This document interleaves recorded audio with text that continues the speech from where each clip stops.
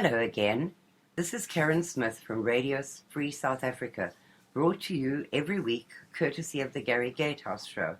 Does anyone recall the speech of Nelson Mandela in which he said, "If the ANC does to you what the apartheid government did to the country, then you must do to the ANC what you did to the apartheid government"? The ANC celebrates its 103rd birthday tomorrow. Hopefully, the end is near. We often hear that the apartheid government kept people from proper employment as a result of their skin color. Just wondering in which way that is any different from affirmative action, or BEE, seeing that unemployment went up 60% in the 2 decades of the ANC government. Under the apartheid regime, people were not safe. Not enough was done to protect people against crime in the townships. Now, not even referring to the brutal and genocidal attacks on our farmers, 6 murders in 6 days from the 1st of January to the 6th of January this year. Under the ANC government, South Africa has become the rape capital of the world. We're on the world top 10 list for murders, 49 per day if I recall correctly, and officially the country where the most hijacks take place. In apartheid South Africa, the youth rebelled against the education system in 1976. At least they had one then. After 20 years of ANC rule, we have achieved the dubious distinction of being 140th on the list of 144 countries for our education system. The latest matric results and the corruption around that deserve a special footnote here, I think. Apartheid South Africa was poverty and sanctions, right? Well, under the ANC, the rand-dollar exchange rate went from 3.41 to 11.85. And the fuel price went up from 1.73 a litre to 11 rand a litre. Now we really struggle. Oh yes, and apartheid was the regime where people had no houses, right? I recall Joe Slovo's big-mouth promise of 1 million houses in 5 years.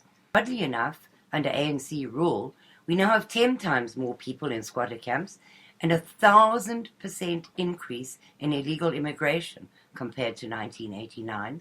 Under the apartheid system, young people were educated and accordingly punished for breaking rules and laws. Under the ANC government, we now have the situation where 25% of schoolgirls are HIV positive, and where schoolgirls had 100,000 legal abortions in 2013 alone. 90,000 girls dropped out of school in 2013 because of teenage pregnancy. Who the heck is supposed to take care of all those babies? Oh yeah, social services, who must be funded with foreign aid and taxes paid by the white minority. How could I forget? Silly me. By 1990, we had one of the top 5 defense forces in the world. These days, SANDF vehicle drivers overturn a Casbah on the open road, in all probability on their way to try and defend us from an attack by the Swaziland Navy. It is often claimed that apartheid politicians were corrupt. Yeah, well, despite the fact that our state president regards corruption as a Western concept by his own admission, the ANC really redefined corruption.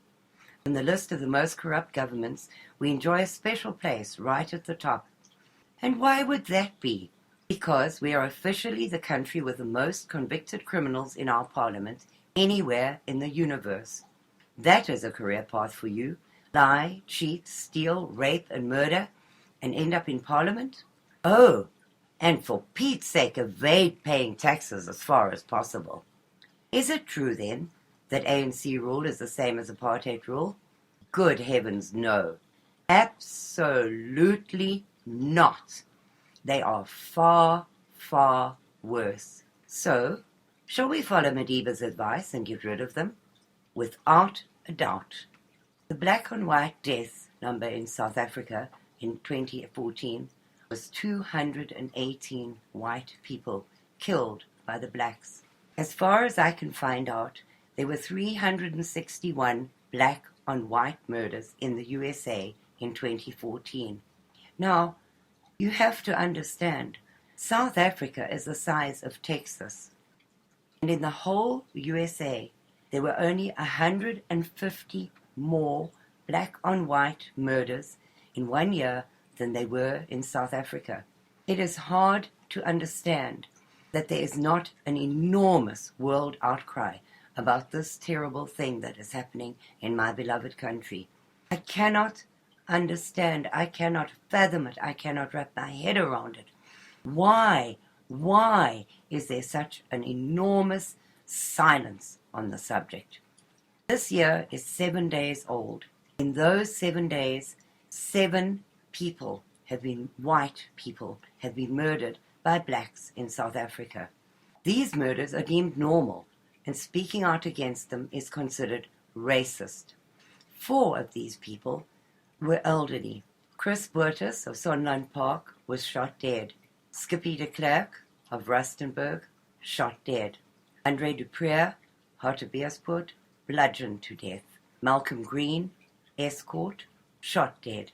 Philip Matthias, Walkerville, throat slit. Susan Kotzer, Alice Russ, strangled.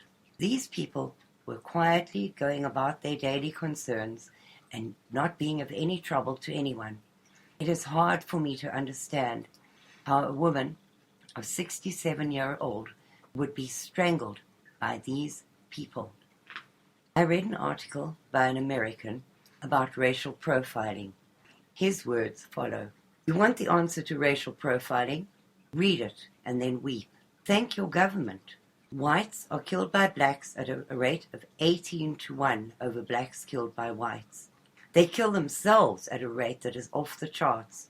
A black female is 20 times more likely to be raped by a black male, 7 times more likely to be assaulted by a black person, 40 times more likely to be murdered by a black person if you're black, and 120 times more likely to be robbed by a black person. Get the picture? If you are profiled, it is justified by your own actions. 75% of violent crimes on whites are committed by blacks. Let that sink in. Blacks are only 13% of the US population.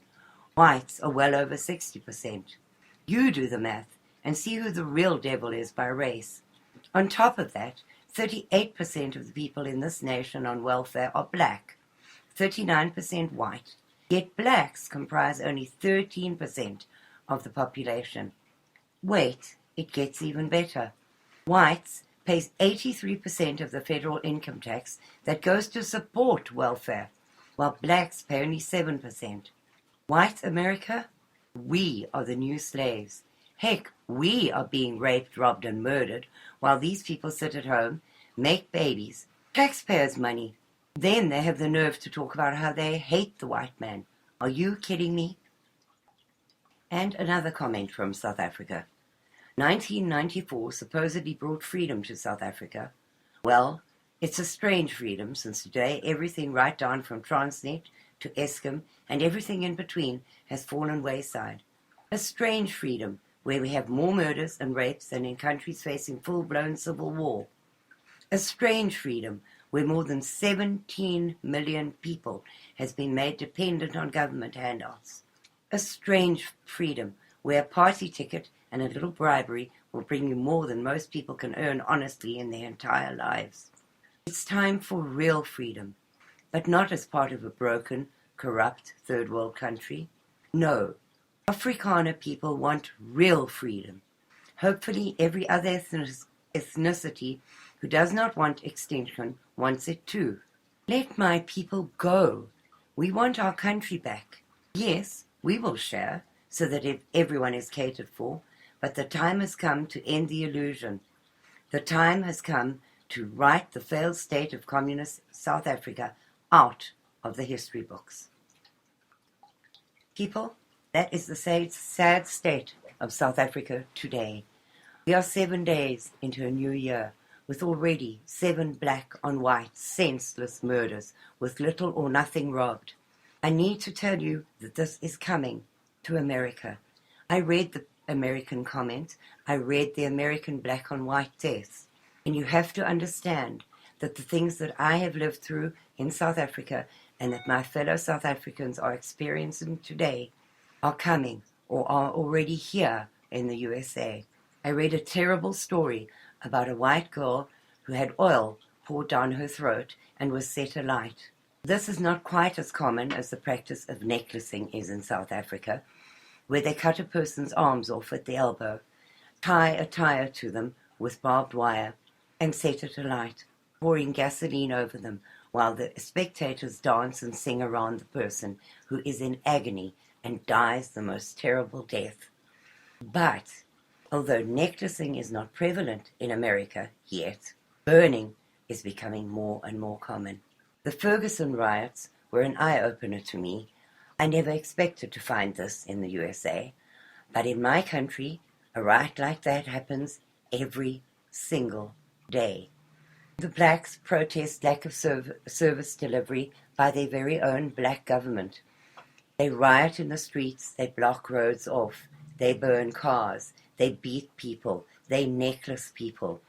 It is here, it is in your own country, and it is happening more and more every day. I often think when I make these reports that Americans are not interested, but you should be. You need to wake up as much as my white South African brothers and sisters need to wake up. It is here. It is in the US. It is getting bigger and bigger every day. And you need to wake up and do something about it now, before your country becomes a third world banana republic ruled by uneducated people who haven't even passed grade 1. And so I bid you a fond farewell for this week. And I really pray that in next week's episode, I will have better news to tell you. Thank you.